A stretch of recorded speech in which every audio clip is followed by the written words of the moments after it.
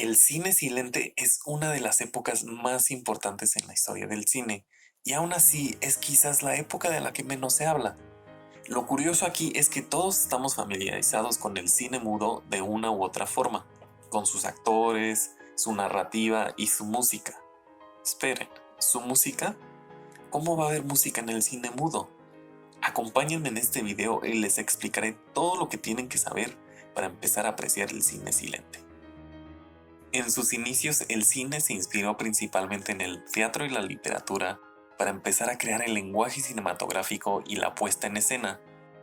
Se creía que la posición de la cámara tenía que colocarse como si estuviera sentado en el mejor asiento del teatro, con planos generales o medios y una posición de la cámara central y estática.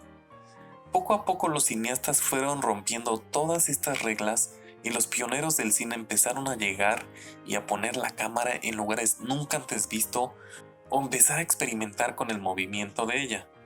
Una corriente que se caracterizó por la innovación técnica fue el expresionismo alemán. Fritz Lang fue un maestro del cine del que hablaré en otro día, pero hoy quiero hablar sobre otro gigante, F. W. Murnau. Este director alemán movió la cámara como nunca antes se había hecho y fue uno de los directores que empezaron a afianzar el plano secuencia como uso común. Cada película que sacó marcó un antes y un después en el cine, y entre sus obras más destacadas se encuentran Nosferatu, La última risa, Fausto y Amanecer. La edición es otro elemento del cine que desde el inicio fue muy importante. Hay una teoría muy práctica que hasta el día de hoy se sigue practicando y dice más o menos así: mientras menos se dé cuenta el espectador de la edición, mejor. Y aquí es cuando entra el irreverente cineasta soviético Sergei Eisenstein. Eisenstein fue uno de los primeros directores que editaba sus propias películas, y él tenía un concepto totalmente diferente al que acabamos de mencionar. Él se dio cuenta del enorme poder que tenía el orden y el ritmo de los fotogramas, y en lugar de editar de forma invisible, creó un estilo rápido e impactante, que así como creaba metáforas y simbolismos, también evocaba fuertes emociones.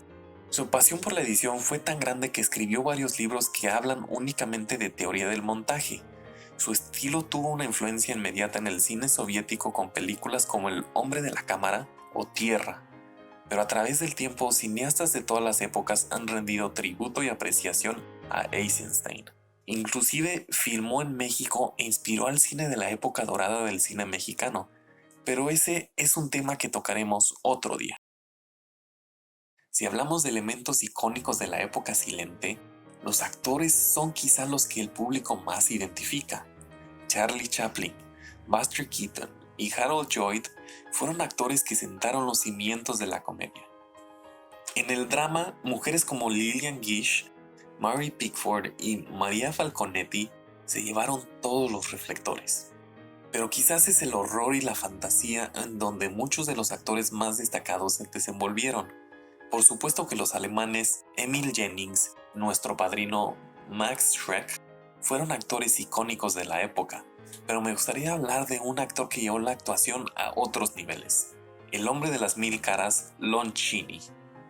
Chaney no solo cambiaba en cada uno de sus roles con ayuda de prótesis y maquillaje, sino que con grandes actuaciones físicas y fuertes expresiones detrás de ese maquillaje lograba evocar grandes emociones y llevar a sus personajes y criaturas a lugares más humanos. Ahora, hablemos sobre un elemento fundamental en el cine: el color. Pero ¿no se supone que el cine silente solo es blanco y negro? Sí y no. Hay algunas películas que no pasan del blanco y negro, pero en las primeras décadas del cine el color fue usado con muchas técnicas y de formas muy variadas. Una forma del uso del color fue pintando únicamente efectos especiales, detalles particulares del filme o inclusive pintando absolutamente toda la película a mano, como es el caso de Ali Baba y los 40 ladrones de Ferdinand Seca. Otra técnica llamada el proceso aditivo consistía en agregar generalmente dos colores a través de filtros. Hubo otros filmes que ya empezaban a experimentar con el Technicolor, que en los años 30 revolucionarían el color en el cine. Pero el tintado es la técnica más utilizada y hay algunos que afirman que hasta el 85% de las películas de la época utilizaban esta técnica. Las imágenes teñidas se lograban mediante el uso de un proceso químico después de que se filmaba la escena o mediante el uso de rollos previamente teñidos. La forma más común para utilizar el teñido era para representar de forma literal las escenas, por ejemplo, azul para la noche, dorado para la luz del día o para la luz de las velas, o rojo para las llamas. O bien, Griffith lo usó para diferenciar las 4 épocas distintas de intolerancia, una película de la que hablaremos más a detalle muy pronto. Es muy cierto que el cine mudo es conocido por eso mismo, por ser mudo, pero la realidad es que las películas no eran completamente silentes. En las salas de cine era muy común que hubieran orquestas o bandas que interpretaran música para las películas que ya son icónicas en la historia.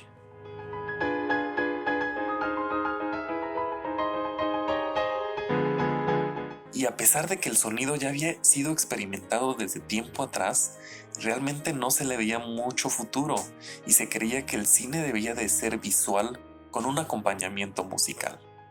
Pero en 1927, El cantante de jazz fue la película que cambió. Warner Bros. Estaba a punto de la quiebra y como última estrategia decidieron hacer El cantante de jazz. De forma muy rápida, todas las películas a partir de este punto empezaron a hacerse con sonido. La transición creó mucha controversia y muchos se atrevieron a decir que eso ya no era cine puro, a tal punto de que grandes cineastas como Charlie Chaplin se negaron al cambio en un principio, aunque posteriormente todos tuvieron que adaptarse al cambio.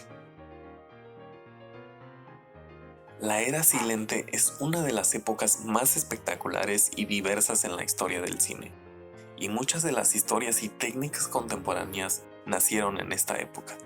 Yo estoy convencido que para entender el cine a través de la historia e inclusive el cine contemporáneo es fundamental estudiar esta época.